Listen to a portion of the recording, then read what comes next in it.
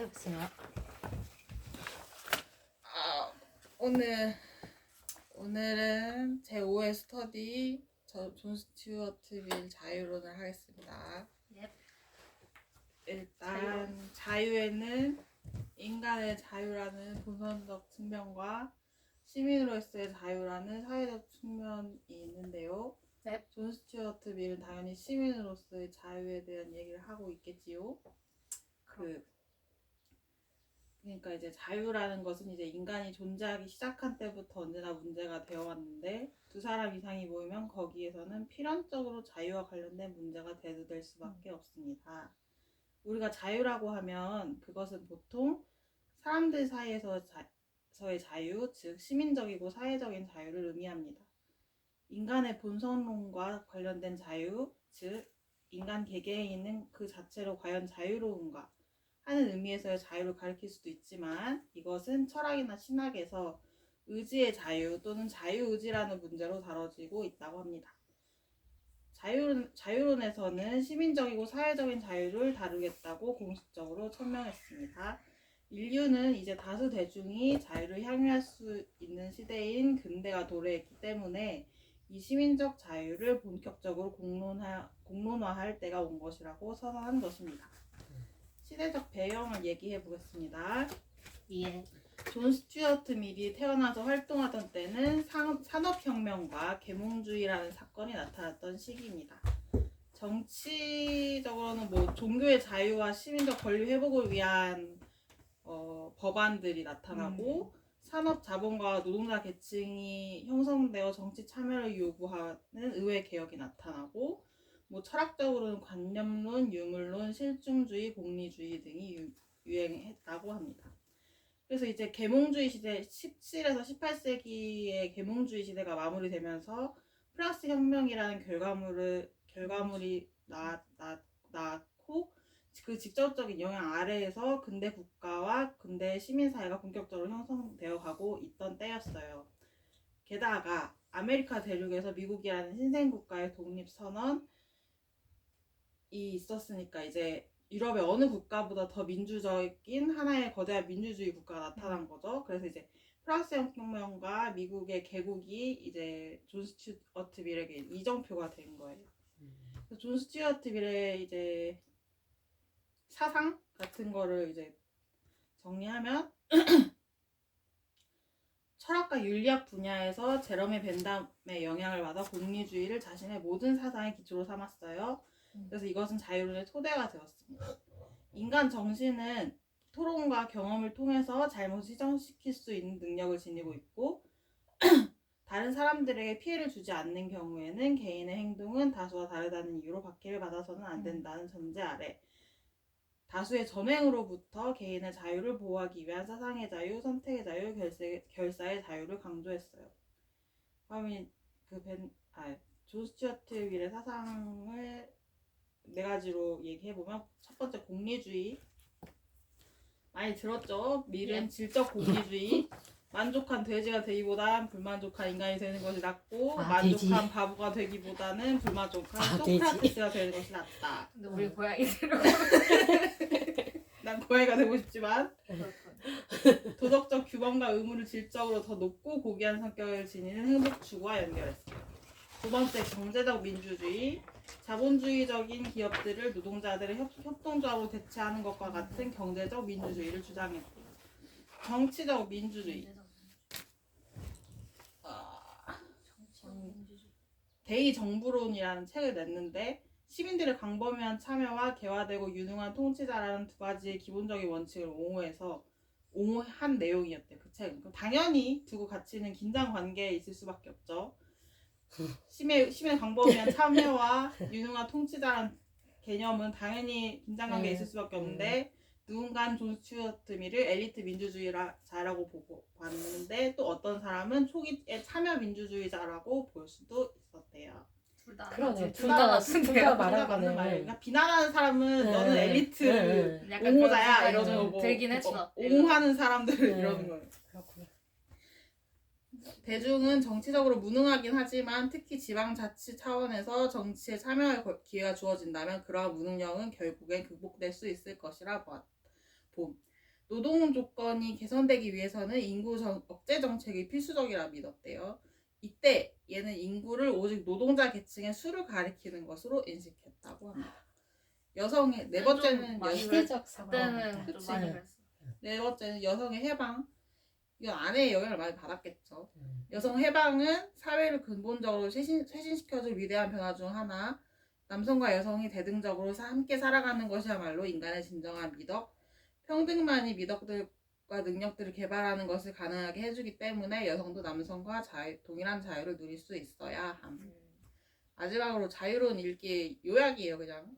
네. 어디 갔어? 어디 갔지? 나와라. 자, 해리언 테일러와의 공동 작품이고 이제 읽어 나갈 때 좋을 기본 개념 하나, 둘, 셋, 넷, 다섯, 여섯, 일곱 개 여기서 첫 번째 효용. 인간이 자유를 향유할 수 있어야 하는 이유는 그것이 곧 최대의 효용을 얻는 것이기 때문. 인류라는 것도 결국 개개인의 집합이기 때문에 개인이 최대의 성장을 이루어내는 환경을 조성해 줄 때에만 가장 발전할 수 있습니다. 두 번째, 인간의 불안정성을 보완하는 것으로서의 자유. 인간은 불완전하기 때문에 모든 개개인에게 의견을 표현할 수 있는 사상의 자유, 자신의 의견을 거리낌 없이 표현하고 토론할 수 있는 표현의 자유가 반드시 필요. 어떤 의견이 아무리 틀리고 사회의 상식에 어긋나는 것이라고 할지라도 그 의견을 표현하고 토론하는 자유를 막는 것보다도 허용하는 것이 사회에 더 큰 이득이 돼. 이런 자유들을 허용하는 것은 어떤 개인이나 집단이 절대로 틀릴 수 없다는 것을 전제하는 것이며 그것은 독단이자 독선이고 독재임. 세 번째, 개인의 자유. 다른 사람들에게 직접적으로 영향을 미치지 않는 모든 행위. 반면 다른 사람들에게 영향을 미치는 영역은 사회적 행위. 이는 개인의 행위에 개입해야 합니다. 네 번째, 개성. 인간 자신과 인류 발전을 이끌 원동력. 사회나 국가는 일반적으로 옳다고 여기는 것들을 목표로 설정하고 시민들과 국민이 일치 단결해서 그 목표를 향해 힘차게 나아가는 것을 선호. 목표가 아무리 참된 것이라도 그 속에 독선의 요소가 있고 자유로운 토론 속에서 개성이 극대화될 때에만 개인과 사회는 그 독선과 같은 부작용을 제거하고 발전할 수 있음. 개성은 분열이 아님. 다섯 번째, 해악. 개인의 행동이 사회에 영향을 미칠 때 그 행동을 제한하는 원리. 사회나 정부가 적절한 개입을 통해 규제. 여섯 번째, 자치. 자유를 배워나가는 훈련. 무턱대고 자유를 준다고 해도 사람들의 역량에 따라 누릴 수 있는 정도가 달라짐. 그래서 지적 역량을 갖춰야 함. 갖추기 위한 훈련은 모든 사람들이 시민적이고 사회적인 활동에 참여하는 데서 이루어짐. 일곱 번째, 지적 역량. 자유를 누릴 수 있는 조건.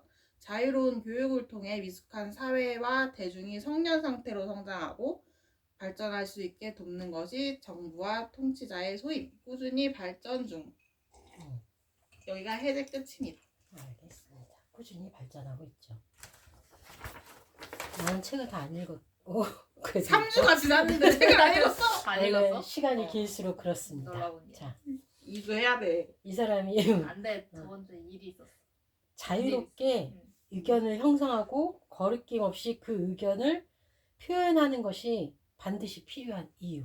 이거에 대해서 말한 건데 이 사람은 이렇게 생각했어요. 우리의 일상적인 행동의 역사를 볼 때 우리의 삶이 나빠지지 않는 이유, 그러니까 좋아지고 있다고 생각한 거지 이 사람은. 진보하고 있대. 응. 그 이유는 합리적인 사고와 행동을 선택하기 때문이야. 사람들이. 인간은 자신의 잘못을 정정할 수 있는 능력을 가지고 있고 이는 토론과 경험을 통해서 가능해. 다른 사람의 생각과 대조하면서 자신의 의견을 수정하고 발전시킬 수 있어. 토론 없이 만들어진 의견은 그 근거와 의미를 잊게 될 위험이 있어. 토론은 개인의 생각을 확고한 습관으로 만들고 잘못된 의견을 수정하는 데 중요한 역할을 해. 그래서 얘는 토론하고 경험하고 이게 굉장히 중요하기 때문에 각자의 자유롭게 의견을 말하고 표현하는 게 굉장히 중요한 거야. 이게 이렇게 발전하는 원동력이라고 봤거든. 자유. 자, 그러면 그 필요한 이유들을 구체적으로 하나씩 보면은 첫 번째, 진리에 도달하기 위한 의견의 다양성과 개인의 판단. 우리는 다른 의견이 잘못되었다고 단정할 수 없으며 억압하는 것은 해악이다.